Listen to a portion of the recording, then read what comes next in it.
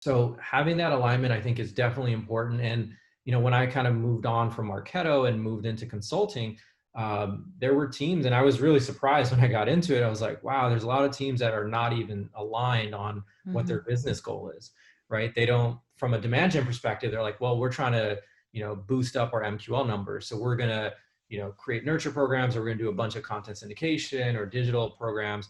And as they come in, they're just going to like, we want to score them and then move them to the SDR team. So there wasn't really a part where the marketing ops came in and discussed the types of programs, and they didn't really think about it from that perspective. It's more like, here's a ticket, Jira ticket, like go and create Yeah. this nurture program for us. And then they're like, okay, we're going to do it. And here it is. And then if it doesn't perform, it's like, is it the demand gen person that goes and takes the heat, or is it the marketing ops person that like, Yeah. set it up a certain way, or an SDR who didn't follow up? So I think you have to bring those groups together and really understand, what are we trying to achieve here? Hmm. And really treat it as one team, right? Like it's a marketing team. At Everstring, the SDRs are under marketing, and obviously marketing ops is, but it's like, how do we function as a marketing unit together to drive the same results? Which for us, it's pipeline, right? Meetings, Yeah. books, MQLs is all great to see, but at the end of the day, are we generating pipeline? Totally. And I think that 10 years ago, like you mentioned, you interviewed me to be, I was one of our second MOPS person, but because there wasn't that distinguishment between the marketing ops team and the demand gen team, we were all kind of just looked at as the marketing team. And over time, it's been great for marketing ops to get our own kind of visible department. We kind of needed that to establish our, how we can be strategic, provide guidance, but there's a lot we do. But at that same time, I think it's also separated us from the marketing team as a whole, or created a little bit of a silo. And so I think now it's important to figure out, how do we bring that back? How do we make sure everyone's working together as a marketing team and working closely and having that alignment? And you always kind of see those shifts, the same tactics we use for aligning marketing and sales. We need to figure out how to do that within our own team.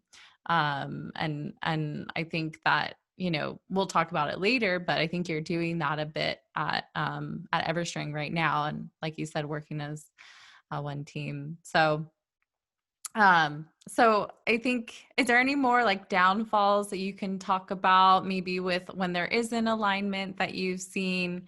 What are some of the impacts of that? I know you've seen both, right? You've seen great alignment, you've seen poor alignment.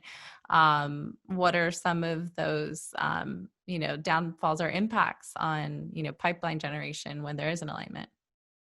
Yeah, I mean, as I mentioned, I think if you don't come together before you launch a program and figure out what the business goal is, right? Are we trying to achieve more MQLs? Are we trying to penetrate our install base? Like, what are we trying to do as a unit? If you don't come together, then it's like, well, they're working in a silo, marketing ops working in a silo, and then SDRs, are last to know, like, oh, that campaign went out.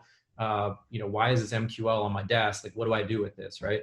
So if you don't come together, oftentimes like one or more of those teams are going to get burned, and really you're not going to process as a well-oiled machine. The thing that was great at Marketo is like our SDRs knew when a program was coming up. We had a calendar on our whiteboard. Mm-hmm. We had a Google calendar at that point before Marketo had the calendaring functionality. And we would put on there that, hey, this email is going to drop and it's a promotion for a webinar. And then when people would, some people had problems getting into the webinar. So they would call in and SDR would answer, and they knew, what webinar they were talking about, when it's happening. And like just having that alignment, I think, it definitely matters. If you don't have it, then, you're really looking at it from one perspective. And it's oftentimes the demand gen's perspective, right? They're like, well, I'm going to create this, I'm going to do this email drip campaign, and I need marketing ops to just set it up.